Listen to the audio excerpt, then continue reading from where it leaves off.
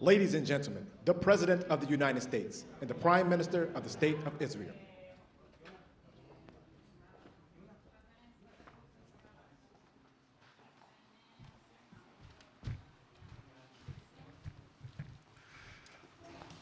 Thank you very much.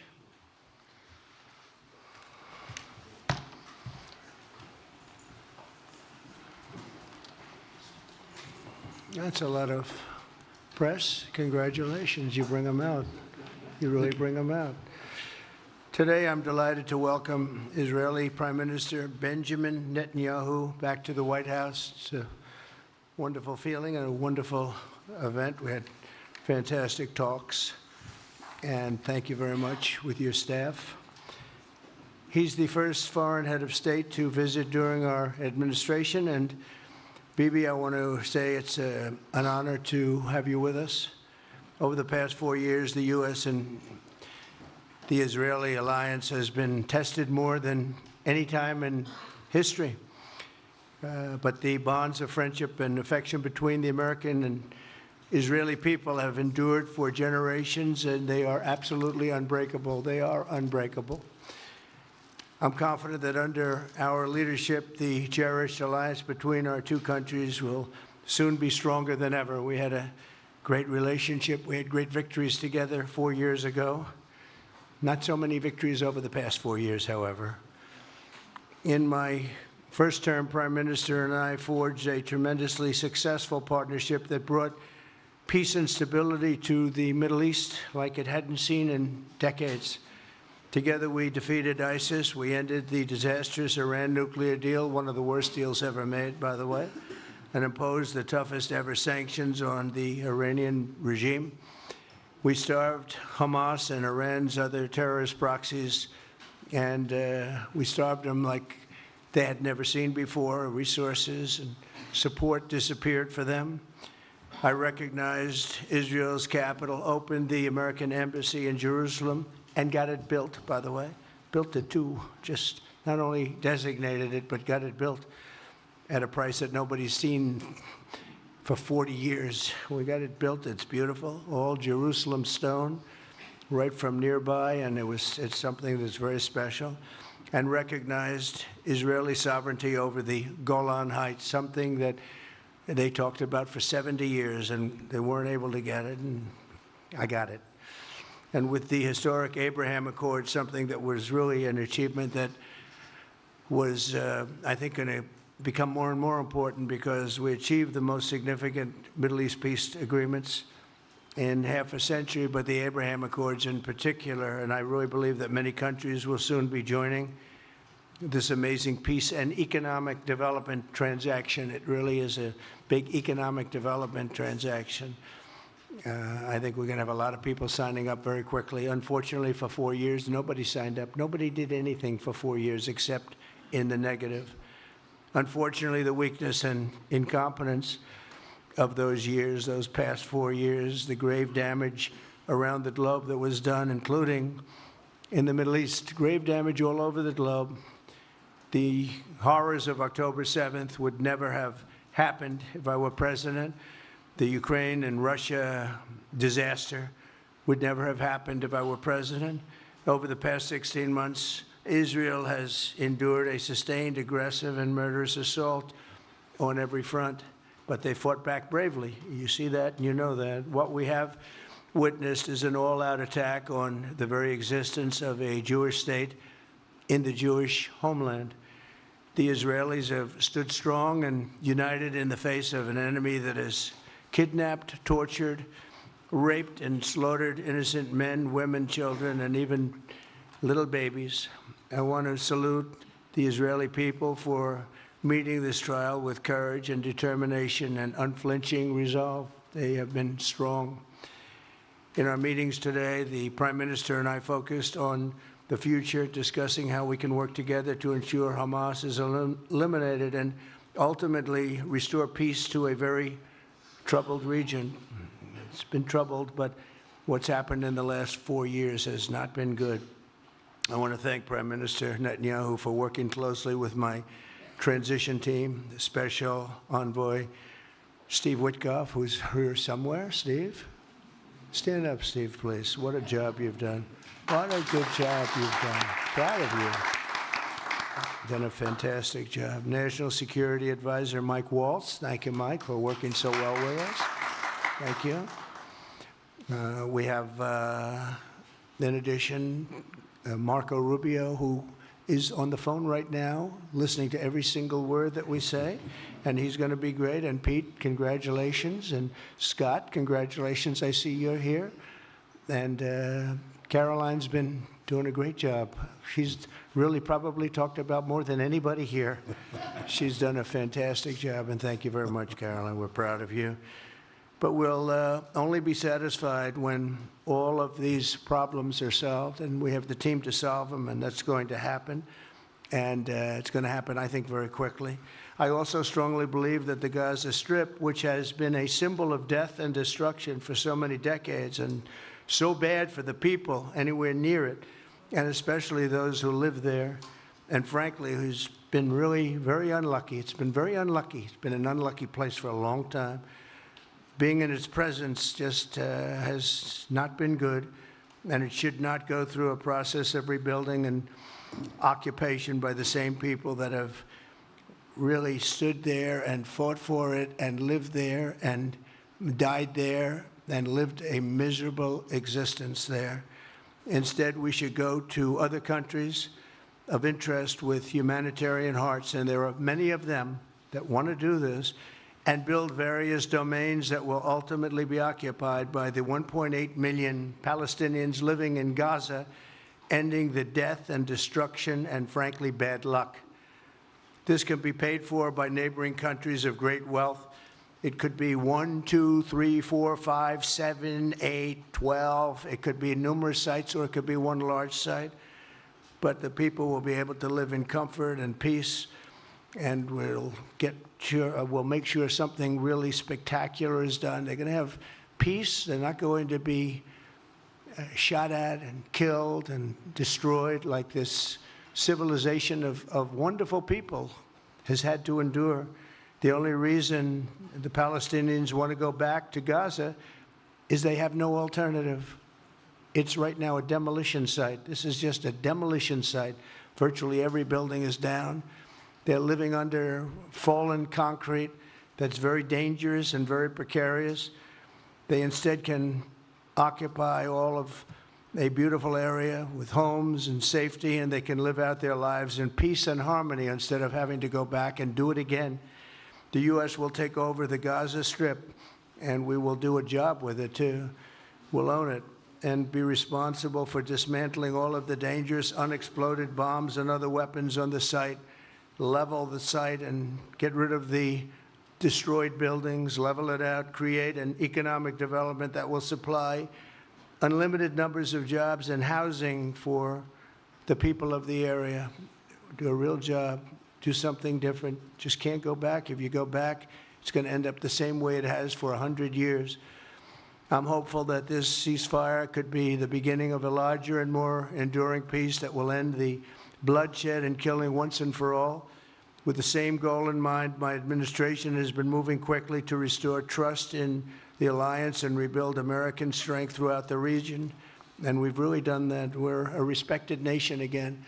A lot's happened in the last couple of weeks. We are actually a very respected nation again. I ended the last administration's de facto arms embargo on over $1 billion in military assistance for Israel. And I'm also pleased to announce that this afternoon, the United States withdrew from the anti-Semitic UN Human Rights Council and ended all of the support for the UN Relief and Works Agency, which funneled money to Hamas and which was very disloyal to humanity. Today, I also took action to restore a maximum pressure policy on the Iranian regime, and we will once again enforce the most aggressive possible sanctions, drive Iranian oil exports to zero, and diminish the regime's capacity to fund terror throughout the region and throughout the world. We had no threat when I left office. Iran was not able to sell oil. Nobody was buying oil because I said, don't buy it. If you buy it, you're not doing any business with the United States. And Hamas was not being funded. Hezbollah was not being funded. Nobody was being funded. There would never have been an October 7th. 2 weeks ago, I once again designated the Houthis as a terrorist organization. They're trying to destroy world shipping lanes, and that's not going to happen. And over the weekend, I ordered airstrikes against senior ISIS leaders hiding in the caves of Somalia and took them out. Here in America, we've begun the process of deporting foreign terrorists, jihadists, and Hamas sympathizers from our soil, just as we have people that are extremely evil, and we're sending them out of our country. They came from jails. They came from mental institutions and insane asylums, and they were dumped into our country. They're gang members.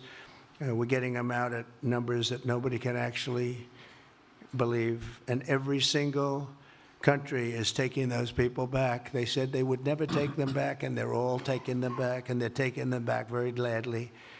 And I recently signed an executive order combating the vile wave of anti-Semitism that we've seen in the aftermath of the October 7th attacks. Together, America and Israel will renew the optimism that shined so brightly just 4 years ago. It was really a bright, beautiful light. We will restore calm and stability to the region and expand prosperity, opportunity, and hope to our nations and for all people of the Middle East, including the Arab and Muslim nations. Very important. We want the Arab and Muslim nations to have peace and have tranquility and have great lives. I'd like to now invite Prime Minister Netanyahu to say a few words, and we'll take some questions afterwards. Thank you very much. Thank you, Mr. President. I'm honored that you invited me to be the first foreign leader to visit the White House in your second term.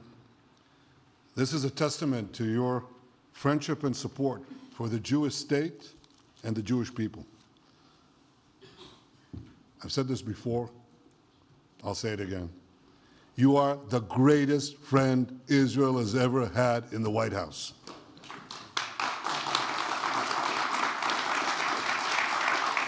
And that's why the people of Israel have such enormous respect for you. In your first term, you recognized Jerusalem as Israel's capital. You moved the American embassy there. You recognized Israel's sovereignty over the Golan Heights.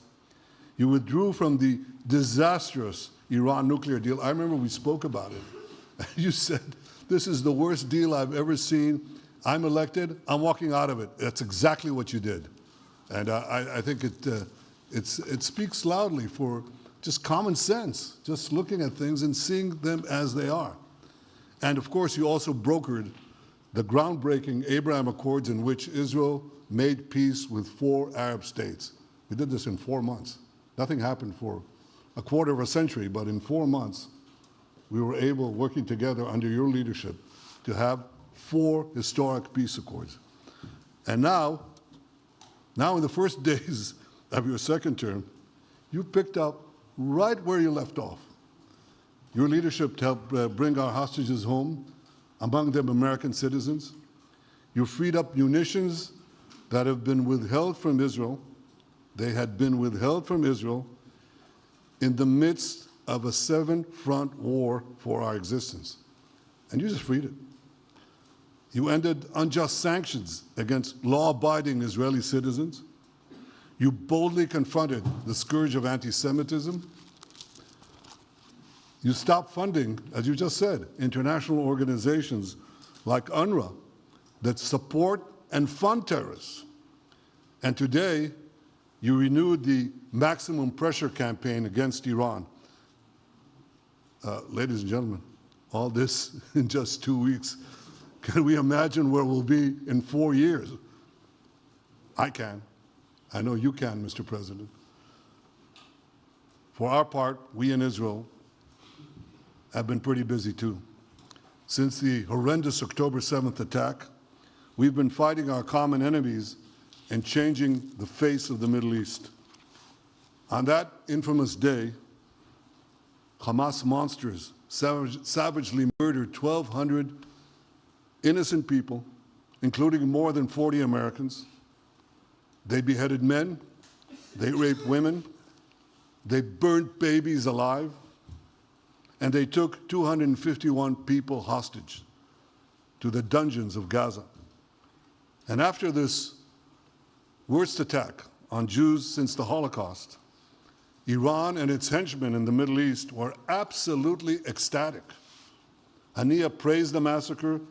Sinwar said that Israel was finished. Nasrallah boasted that Israel was, here's what he said, as feeble as a spider's web. Well, Mr. President, Haniya is gone. Sinwar is gone. Nasrallah is gone. We've devastated Hamas. We decimated Hezbollah. We destroyed Assad's remaining armaments. And we crippled Iran's air defenses. And in doing this, we've defeated some of America's worst enemies.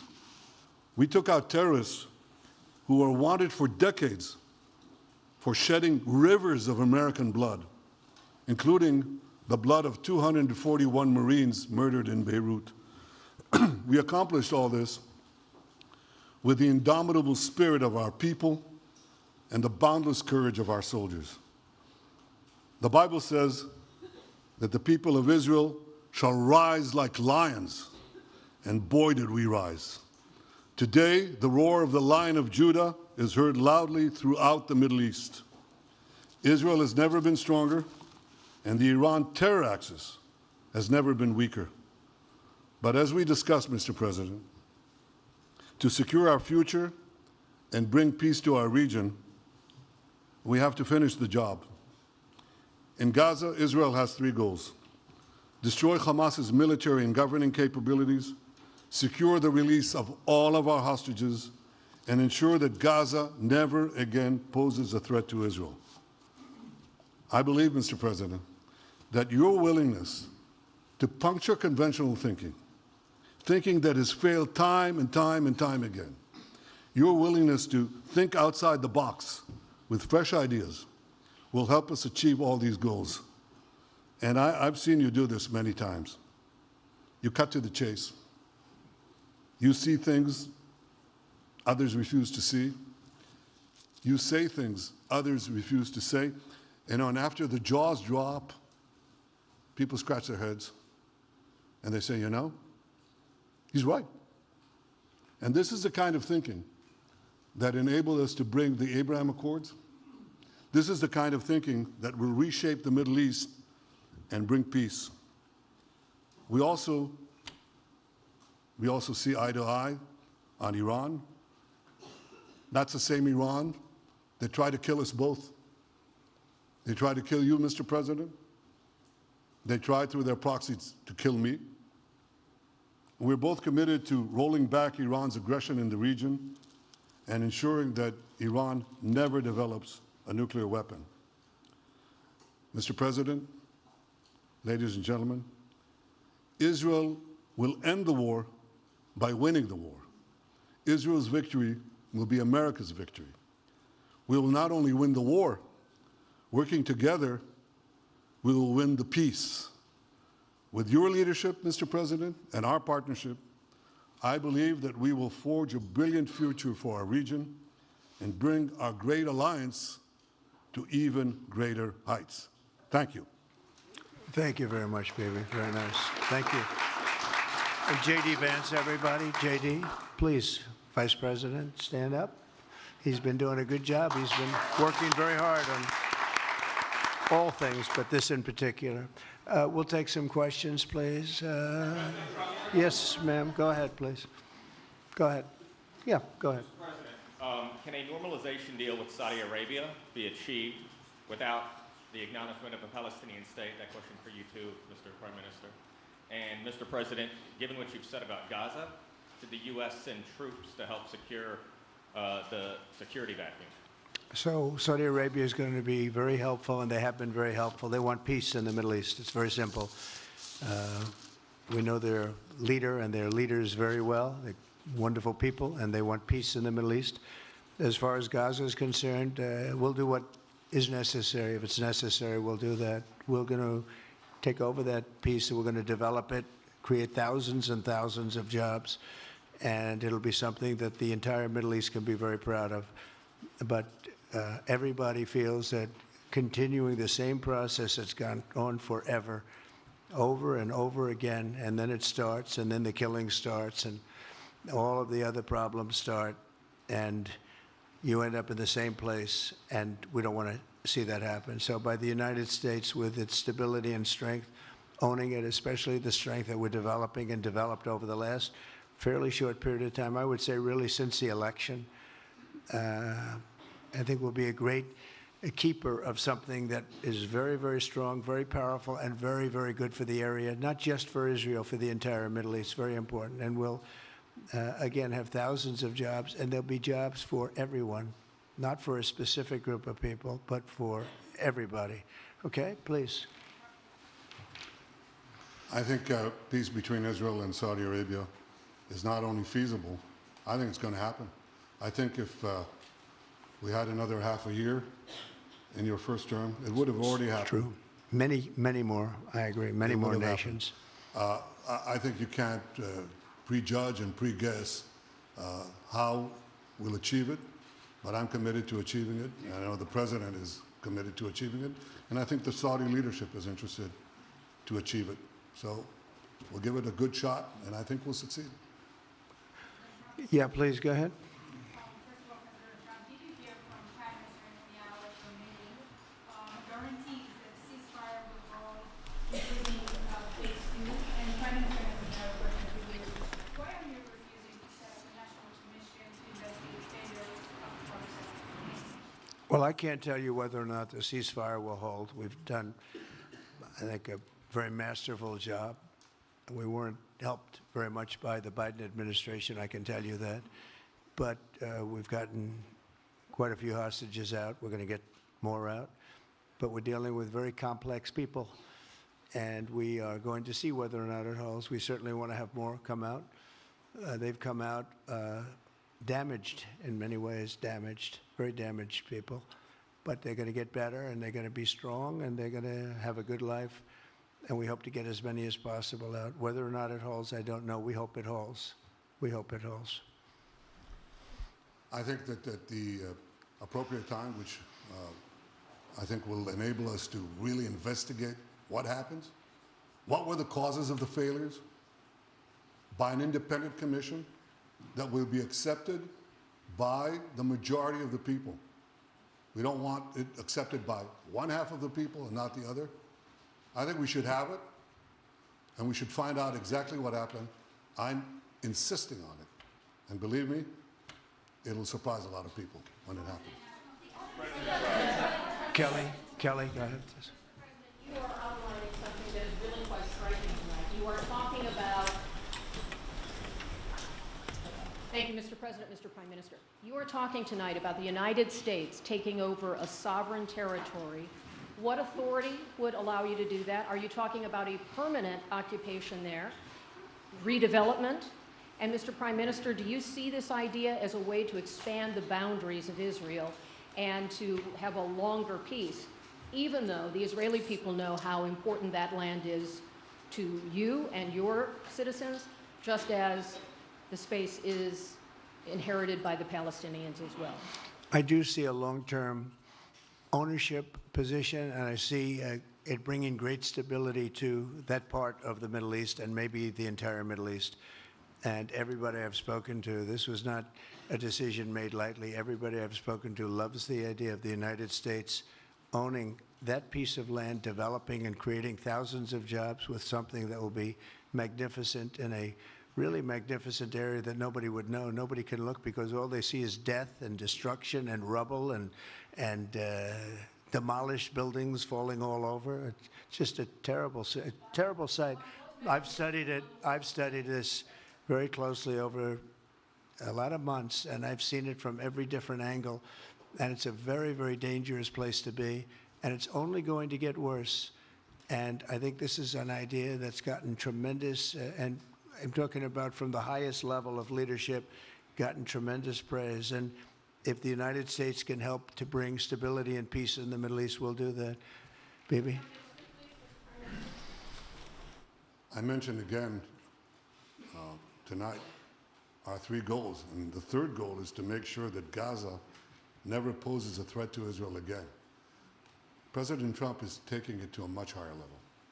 He sees a different future for that piece of land that has been the focus of so much terrorism, so many attacks against us, so many trials and so many tribulations. He has a different idea. And I think it's worth paying attention to this. We're talking about it. He's exploring it with his people, with his staff. I think it's something that could change history. And it's worthwhile really pursuing this avenue. Yeah, please, go ahead. Go ahead. Right. President, I have a question for you. Can you hear me?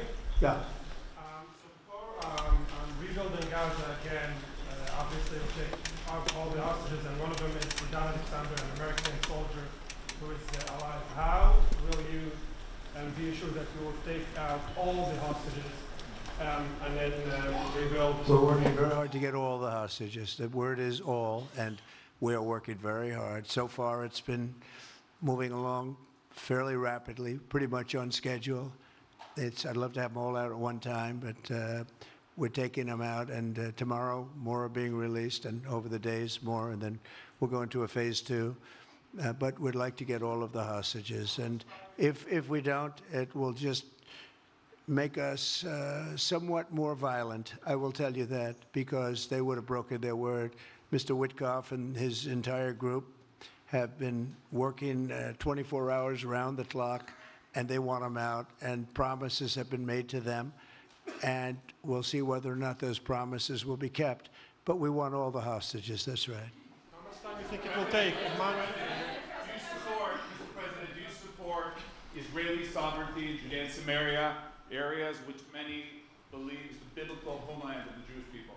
Well, we're discussing that with many of your representatives. You're represented very well, and people do like the idea, but we haven't taken a position on it yet. But we will be we'll be making an announcement probably on that very specific topic over the next 4 weeks. Go ahead, please. Please. Thank you so much, Mr. President.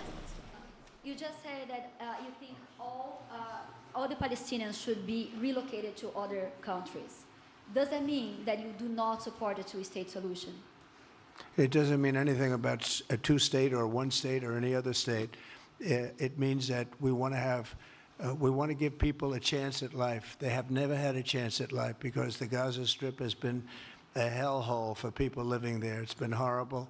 Hamas has made it so bad, so dangerous, so unfair to people.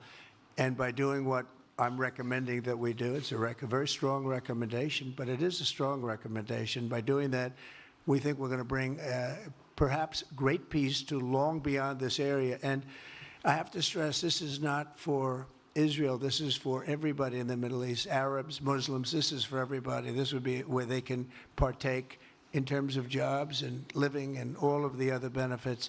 And I think it's very important. It just doesn't work the other way. You know, you can't keep trying. They just has been going along for so many decades, you can't even count. You just can't keep doing. You have to learn from history. You can't keep doing the same mistake over and over again. Gaza is a hellhole right now. It was before the bombing started, frankly. And we're going to give people a chance to live in a beautiful community that's safe and secure. And I think you're going to see a tremendous outflowing of support. I can tell you, I spoke to other leaders of countries in the Middle East, and they love the idea. They say it would really bring stability, and what we need is stability. Yes, sir, please. Go ahead. Thank you. Are you still committed to imposing sanctions on the ICC, despite the move being stalled in the Senate? And please, a question for the Prime Minister as well. The President has been very clear about his desire to achieve a deal with Saudi Arabia. How do you settle this if Israel is required to renew the war against Hamas in the future? Go ahead, Bibi. I think everybody understands that just as the President fought and defeated Al-Qaeda and ISIS, that we can't leave Hamas there because Hamas will continue the battle to destroy Israel. They'll do, you know, when in this temporary ceasefire, one of their leaders comes out, you know what he says? We're going to do October 7th again, except we'll do it bigger. So obviously, you can't talk about peace neither with Hamas or in the Middle East if this toxic, murderous organization is left standing. Any more than you could make peace in Europe after World War II if the Nazi regime was left standing and the Nazi army was left standing. You want a different future? You got to knock out the people who want to destroy you and destroy peace. That's what we're going to do. I think that will also usher in, actually, the peace with Saudi Arabia and with others. And I think there will be others, too. Yes, ma'am. Go ahead. As a high expectation from you. Do you have any plan to change Afghanistan situation? Are you able to recognize Taliban? Because I'm an Afghan journalist, Afghan suffered woman. Any comment about Afghanistan? What's your future plan for Afghan people, especially Afghanistan? I have a little hard time understanding you. Where are you from? Oh. Actually, it's a beautiful voice and a beautiful accent. The only problem is I can't understand a word you're saying. But I just say this, good luck, live in peace. Go ahead, please. That's okay, yeah, please. Prime Minister, you said earlier today that it was tough for you to implement these sanctions on Iran, but you did indicate that you were willing to negotiate with them. What would that look like, and are you in conversations with them? And the same for the Prime Minister, sir. I hated doing it. I want Iran to be peaceful and successful. I hated doing it. I did it once before, and we brought them down to a level where they were unable to give any money. They had to survive themselves, and they had no money. They were essentially broke, and they had no money for, as I said, Hezbollah. They had no money for Hamas. They had no money for any form of terror. The 28, if you call it, the 28 sites of terror, they had no money for any of it. They had to do their own and focus on their own well-being. And I hated to do it then, and I hate to do it just as much now. And I say this, and I say this to Iran, who's listening very intently.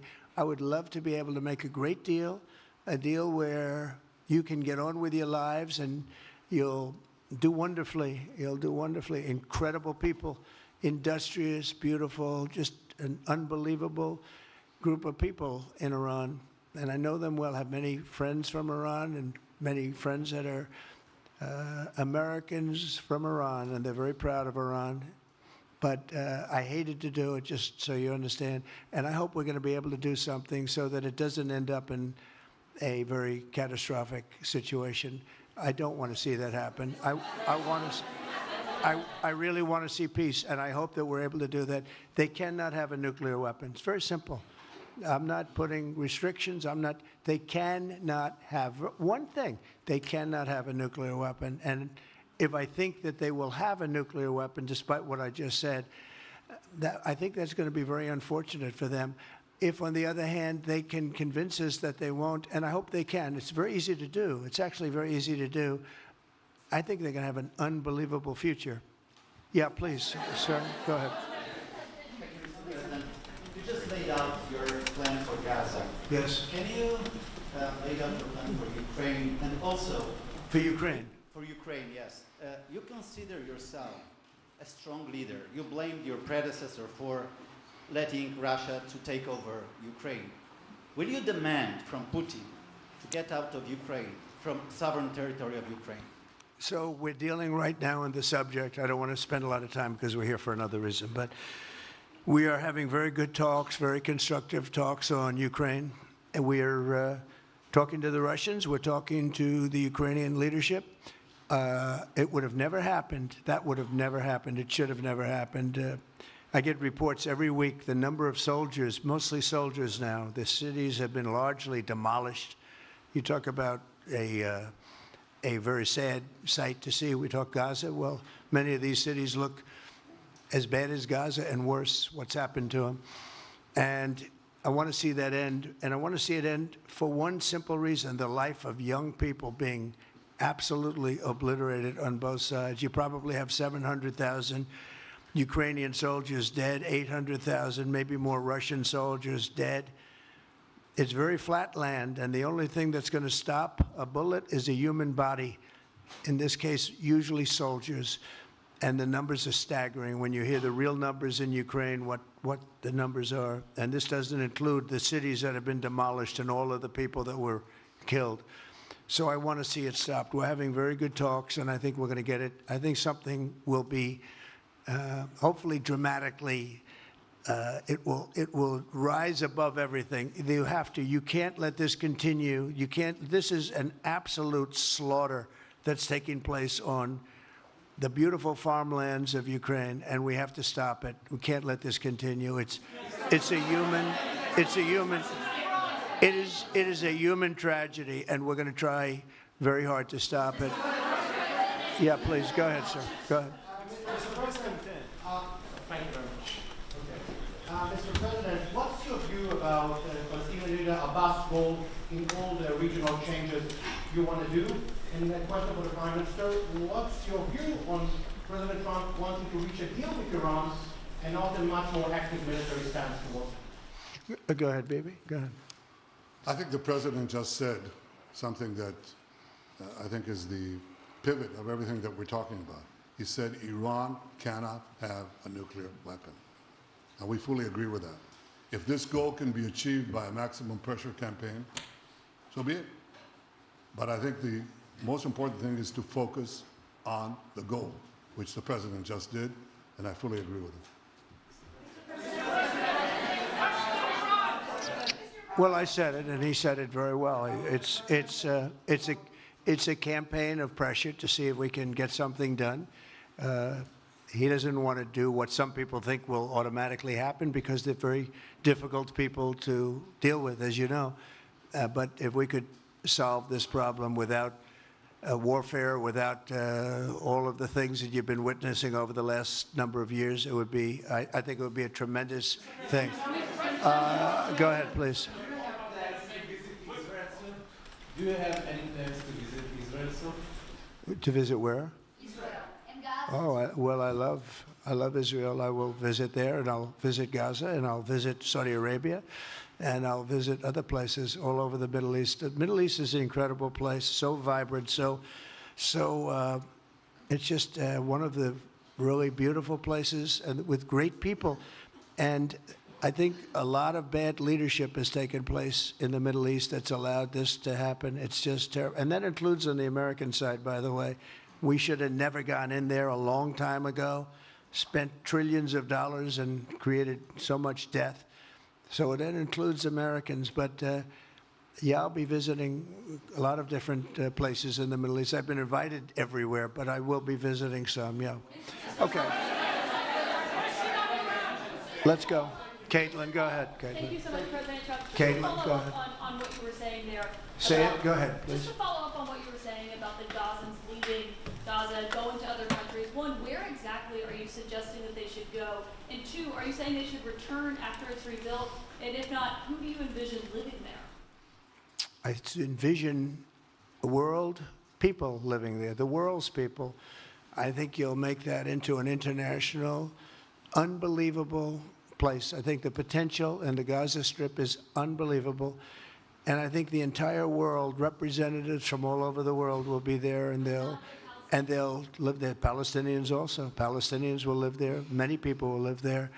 But they've tried the other, and they've tried it for decades and decades and decades. It's not going to work. It didn't work. It will never work. And you have to learn from history. History has, you just can't let it keep repeating itself. We have an opportunity to do something that could be phenomenal. And I don't want to be cute. I don't want to be a wise guy, but the Riviera of the Middle East, this could be something that could be so this could be so magnificent. But more importantly than that is the people that have been absolutely destroyed that live there now can live in peace in a much better situation because they're living in hell. And those people will now be able to live in peace. We'll make sure that it's done world class. It'll be wonderful for the people. Palestinians mostly we're talking about.